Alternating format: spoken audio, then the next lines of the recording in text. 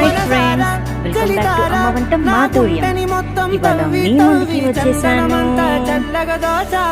Chicken ఫ్రైతో, ఇంకా tomato పప్పు, ఇంకా అందులోకి పన్నీర్ బటర్.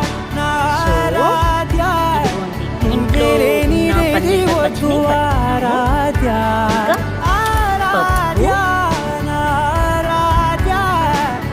ఇంకా ఇప్పుడు మనందరికి ఇష్టమైన చికెన్. ఇదిగోండి, కాంబినేషన్ అయితే చాలా బాగుంటుంది. మీరేం తిన్నారు ఇవాళ మీ లంచ్కి?